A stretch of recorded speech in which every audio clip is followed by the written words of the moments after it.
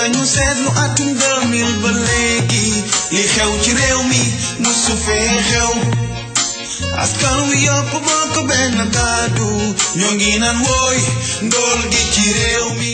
voilà mbokk yi ñu ngi leen di gërëm di leen sant ci seen teewaay bi tey ñu ñëw fii ci Palam seet si ki nga xamante ne moom mooy madame Mbacké ñu bàyyi ko rek mu nuyoo ak mbokk yi tey tamit aussi madame Mbacké nga présenté lu nga wax ñu lan mooy Palam laata ñu dugg ci waxtaan bi. alhamdulillahi rabbil alamin bismillaahi rahmaani rahiim maa ngi lay nuyu bu baax a baax di nuyu ñëpp nga xam ne ñu ngi ñuy déglu di tamit di sant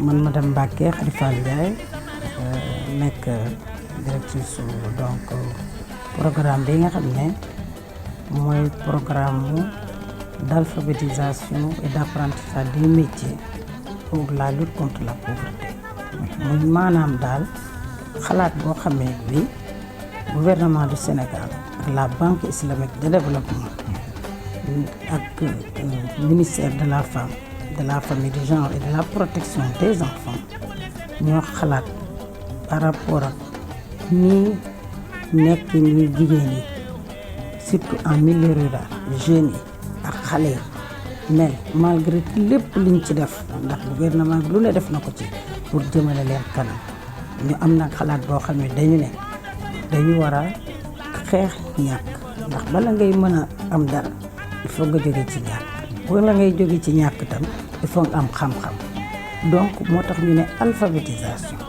moo xam ci arabe bi la wala ci sa làkk bi nga xam ne moom ngay làkk ci fa nga dëkk wala sax ñu ngeen ko bëggee ci jeunes yi par exemple en français alphabétisation boobu nag ci sa làkk surtout particulièrement dafa war a dëppoo ak li nga xam ne moom ngay yëngu muy sa activité bi boo leen boolee maanaam di nga mën a fexe ba dem jàng ba am sa diplôme nga dem wuti liggéey wala soo jàngee ba mokkal nga ànd ak say moroom yi nga xam ne yéen a bokk gox ba ngeen dëkk ngeen def créer nag seen benn micro entreprise jàppale leen Palam jàppale leen ci ay jumtukaay ñu mën a toog ca gox ba ñu dëkk liggéey doon ay entrepreneur que ça soit jeunes yi wala muy jigéen ñi donc Palam ci loolu lay dox ba nga xamee ni bii daal kenn ku ci nekk di nga am looy yëngu muy yëngu bu dëgër nag mooy li ñuy wax la formation qualifiante nga mokkal ko ñu jàppale la nga am ay jumtukaay ànd ko ak ñi nga dëkkal ba nga xamee ni bii di ngeen mën a mënal seen bopp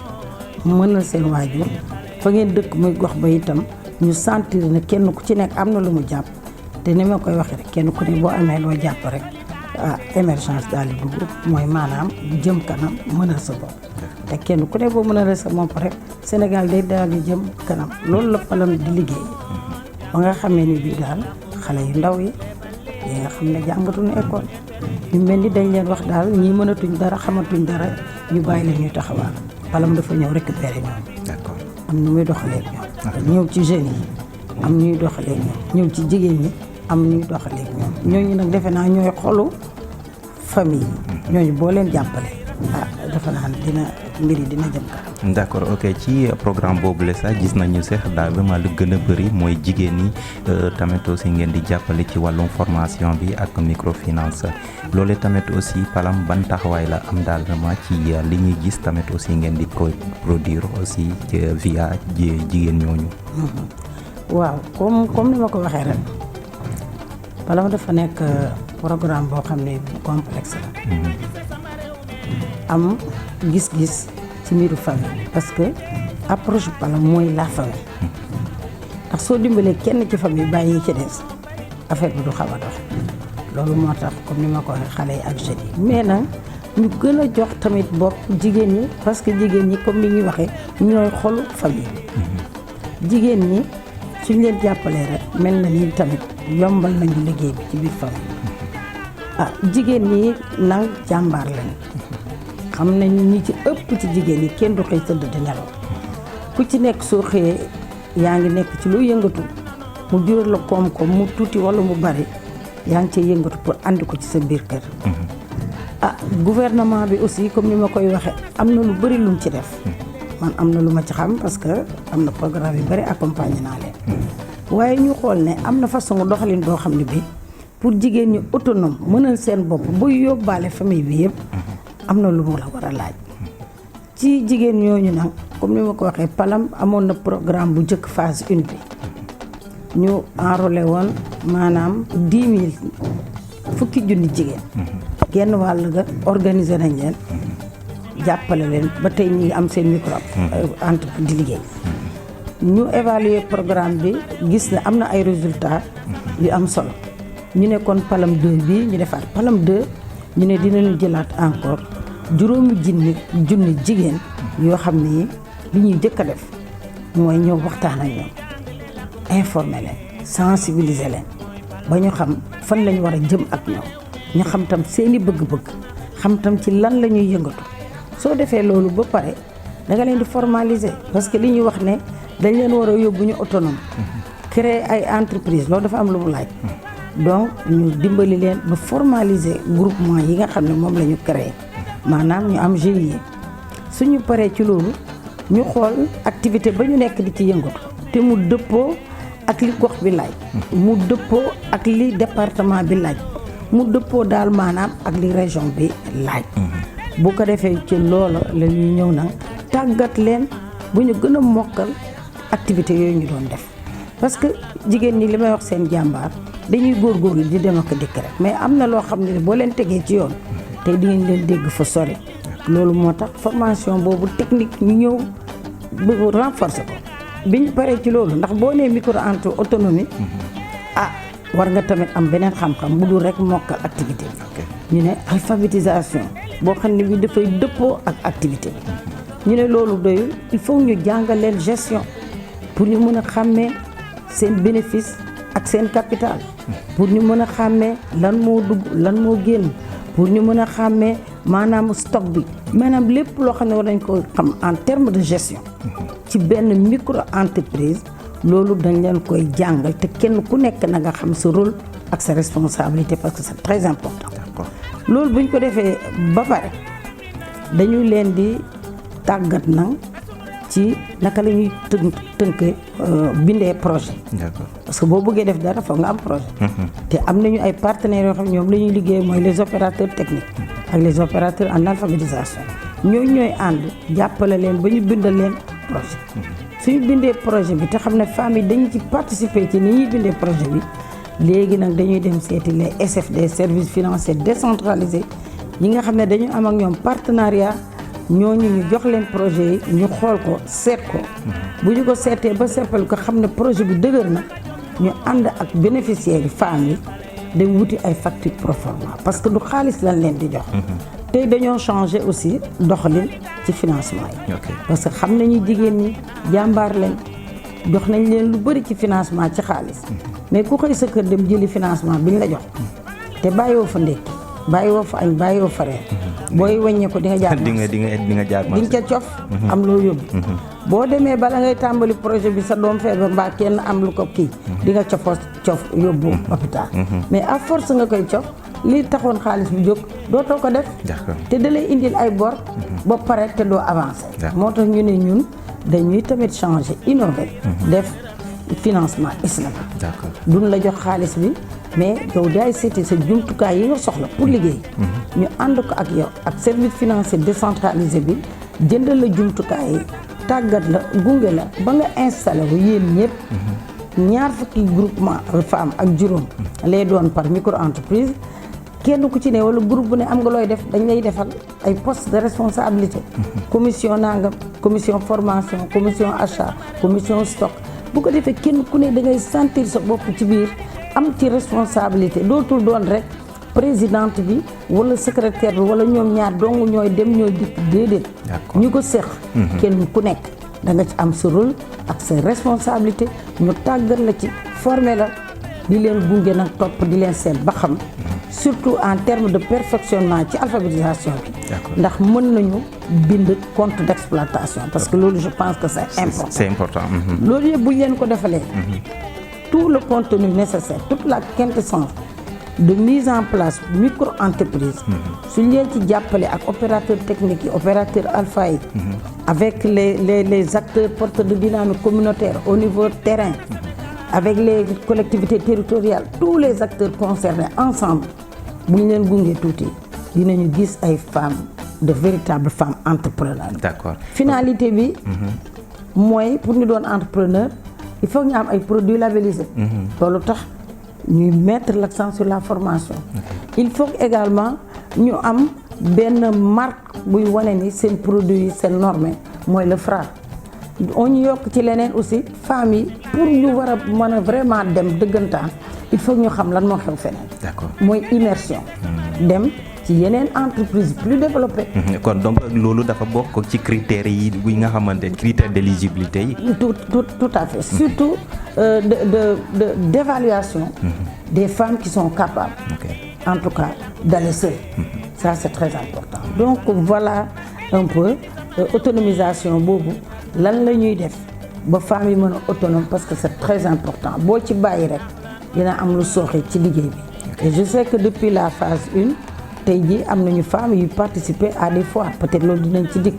te loolu li ko indi mooy ni ñu leen tàggatee ni ñu leen responsabiliser ba tey buñ ñu gisul mën nañu jël seeni horaire buñ nee foire am na fenn ñu dem ca wala ñu organiser defar seeni produit ba di ko yónnee ñi di ko jaay. D'accord. donc voilà lan la Palam di def pour accompagner femmes yi. D'accord, très bien. bañ a autonome c'est la même chose pour les jeunes. si c'est vrai justement aussi que bu ñu waxee ci wàllum affaire foire yi parce que gis nañu fii bi may dugg si gis naa ay produits yu intéressants te foire internationale des produits africains nit ki suba la ubbite bi mooy le 27 yéen en tant que aussi société bu woo xamante ne bu yëngu ci wàllum formation des femmes yi ban taxawaay tamit aussi ngeen di wone ci foire boobu nga xamante ne dañ koy amal.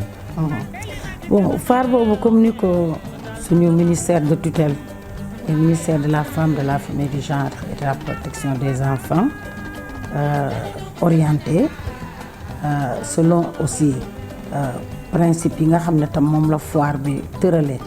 organisation bi te madame Ba directrice donc des organisations féminines et de l'entrepreneuriat féminin en tout cas di coordonner dañ ci tënku ni ñu ci tënkoo mooy foire boobu sur le plan institutionnel naka le programme bi di participer à l'autonomisation des femmes aussi bien également des jeunes et particulièrement des jeunes filles et loolu je pense que moo jiitu lépp bala ngay egsi ci ay produits dafa am fa war a jaar programme bi donc comme ni ma ko waxee tëbul rek ni lii laay def ak lële dafa am processus d'abord par rapport ak orientation yi ñu ko jox mooy li ma wax sànq ñu wax ne ni juróom benn junni xale war ngeen leen a encadrer surtout ay jigéen dont 68% de filles war nañ leen jàngal ci diir bu gàtt 3-4 ans ñu mën a dem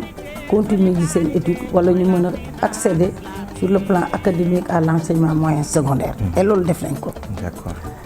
Jeunes yi aussi xam nga c'est une problématique l'emploi des jeunes surtout des jeunes filles ñooñu itam la formation qualifiante am na stratégie bu ñuy jël boo xam ni c'est au niveau local ça leur permet ñu am une formation au même titre que xale yi nekk au lycée de la Fosse parce que am nañu ci Palam 1 bi des jeunes qui ont eu le CAP.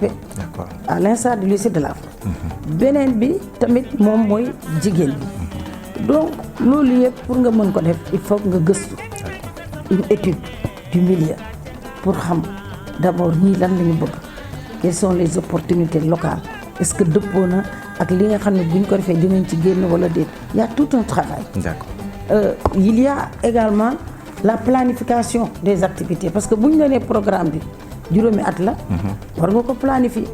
boo ko planifier chaque année aussi war nga wax ne lii ak lii loolu laay def ba nga xam ne di nga egg si tey ci lii ma wax sur vraiment l'indépendance économique je dirais même socio-économique des jeunes mais particulièrement des femmes qui aujourd'hui vont participer par le biais donc des documents, des brochures que nous avons réalisées et qui montrent ce que le Palam a fait avec ces femmes-là. Nous avons une brochure qui va être exposée sur donc, le Palam en images. Depuis la première phase jusqu'à maintenant. Il y a des dépliants. Bon, il y a également, comme vous l'avez vu, donc une vidéo sur les réalisations des femmes dans nos différentes zones d'intervention, que ce soit Diourbel, que ce soit Kaffrine, que ce soit Kaolack, Fatick ou Thiès. Tout ce que les femmes ont pu faire par rapport aux produits qu'ils ont réalisés, c'est déjà dans des vidéos, dans des publi-reportages ou dans des brochures, avec toutes les explications requises dans des dépliants. Et comme on nous a demandé de mettre l'accent surtout sur une exposition institutionnelle, donc tout ce travail-là a été fait et va être donc exposé. Bon, on aurait souhaité à côté avoir les produits réellement donc réalisés par les femmes pour voir de visu vraiment et la présentation, mais aussi s'il y a lieu une démonstration de dégustation même de produits créés par nos femmes. Les zones d'intervention du Palam, par exemple, aujourd'hui, est-ce qu'aujourd'hui le Palam va également décentraliser ses activités, surtout aussi dans le milieu rural, urbain, comme par exemple les villages les plus reculés? Est-ce que vous y avez pensé? Oui, mais c'est une bonne question parce que nos zones d'intervention se trouvent en milieu rural particulièrement. Nous intervenons dans les régions que j'ai évoquées tout à l'heure, mais dans des communes et des villages très enclavés, très éloignés. Parce que le développement ne doit pas se limiter en milieu urbain. Il y a beaucoup de projets, beaucoup d'interventions en milieu urbain. Il va falloir aussi plus décentraliser en milieu rural pour permettre également à ces populations, surtout ces braves femmes, de pouvoir donc être encadrées et sortir du sous-développement. Donc, comme je l'ai dit, nous sommes dans 200 villages dans les régions de Diourbel et Kaffrine, dans des villages très enclavés. Je peux même donc citer le cas de Belé-Djiguel, dans Kaffrine, très très éloigné. Et je peux citer dans la deuxième phase Nawarène, également très très enclavé, où les femmes ont fait des miracles. Le cas de Nawarène, par exemple, Madame le ministre a visité donc cette communauté et a vu que les femmes, au-delà de ce qu'on leur apprend sur le terrain, à partir de ces informations et de ces expériences, ils ont pu créer de nouveaux produits. Par exemple, le café Kumpa. Le café Kumpa qui a été imaginé par les femmes à partir de la formation qu'elles ont reçue. D'accord. Voilà. Okay, mais la formation ici, au niveau de Palam, est-ce que des fois aussi au sortir de la formation, c'est sanctionné par un diplôme ou bien donc une attestation? Oui, les formations qui sont donc dispensées aux femmes, c'est tout un processus, comme je l'ai dit. Ce n'est pas une formation thématique seulement pour tel ou tel domaine, mais c'est une série de formations qui vont être sanctionnées par la mise en place d'une micro-entreprise validée. Si la micro-entreprise est validée, cela veut dire qu'il y a une bonne acquisition de toutes les expériences ou de toutes les formations qui ont été dispensées aux femmes. À titre exceptionnel, par exemple, je prends le cas de l'éducation financière. Une fois cette formation réalisée avec d'autres partenaires, il y a une attestation. Il est vrai qu'il y a des attestations qui sont fournies, mais pour nous, l'attestation finale est la plus indiquée parce que cela prouve que toutes les formations, tous les investissements requis ont pu être obtenus pour que les femmes, après le départ du Palam, seront autonomes et pourront aller toutes seules. D'accord. Votre dernier mot également dans cette interview, donc ce sera quoi? Bon, ça sera un renforcement des éléments importants pour la pérennisation. Nous mettons vraiment l'accent sur la labellisation. Parce que sans labellisation, les femmes vont se débrouiller, mais ne vont, je ne dirais pas jamais, vont être difficilement, elles vont être difficilement, donc, je ne sais même pas comment le dire, c'est-à-dire, ça va être difficile pour eux d'accéder à d'autres instances en dehors de leur village. Parce que le marché, ce n'est pas le village. Le marché, ce n'est pas le département ni la région. Pour nous, le marché, c'est qu'elles puissent participer aux foires nationales, aux foires internationales et pouvoir vraiment se faire distinguer de par la qualité de leurs produits, mais également de la disponibilité de leurs produits. Ça, c'est important. L'autre aspect également qui est important, c'est le réseautage. Parce que c'est l'union qui fait la force. Oui. Parfois, dans un village, vous voyez 2 groupements qui font la même chose.